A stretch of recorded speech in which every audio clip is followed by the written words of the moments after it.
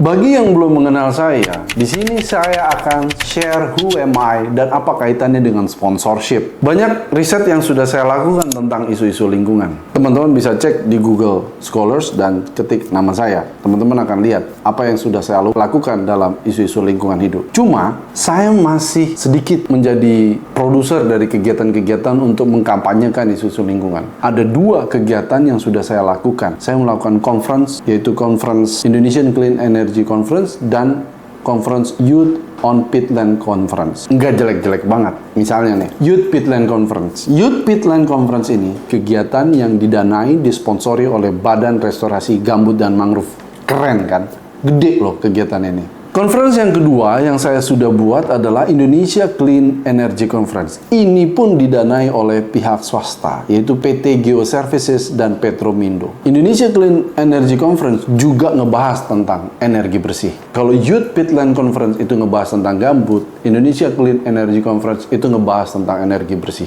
Dua-duanya ngebahas isu lingkungan hidup, dua-duanya ngebahas tentang Paris Agreement. Tetapi ada kesalahan besar yang saya buat, kesalahan terbesar yang pernah saya lakukan. Apa itu? Saya tidak membuatnya menjadi sebuah kegiatan yang berkelanjutan. Nah, di sini saya akan bongkar apa yang bisa kita pelajari dari kesalahan yang pernah saya buat tentang Youth Peatland Conference dan Indonesia Clean Energy Conference. Sebenarnya mendapat sponsor itu gampang. Contohnya, dalam waktu kurang dari sebulan, Badan Restorasi Gambut dan Mangrove itu memberikan kepastian untuk mensponsori Youth Peatland Conference. Kurang dari sebulan. Yang susah sebenarnya membuat pendanaan dan sponsorship itu menjadi berkelanjutan. Artinya, tidak hanya untuk event itu aja, tapi seterusnya. Tahun depan, tahun depannya lagi, tahun depannya lagi. Nah, pertanyaannya adalah, gimana sih caranya supaya membuat sponsorship itu menjadi berkelanjutan? Disinilah yang harus sebenarnya saya pikirkan secara keras. Gimana caranya pendanaan ini menjadi berkelanjutan? Saya baru temukan jawabannya. Jawabannya adalah dengan membuat komunitas. Buatlah komunitas yang mendukung event-event yang kamu buat, dan komunitas itu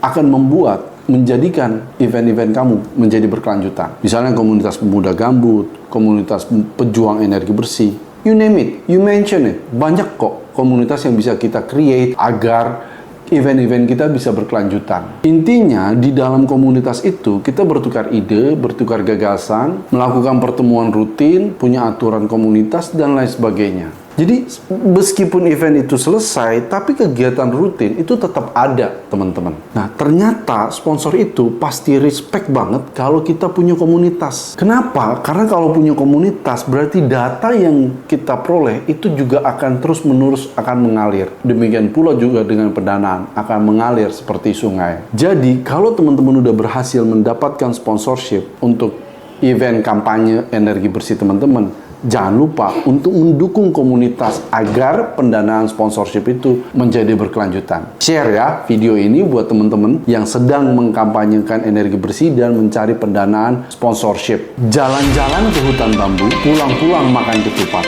Ayo semangat kita maju demi bumi tetap sehat. Stay smart, stay humble. See you on the next playlist.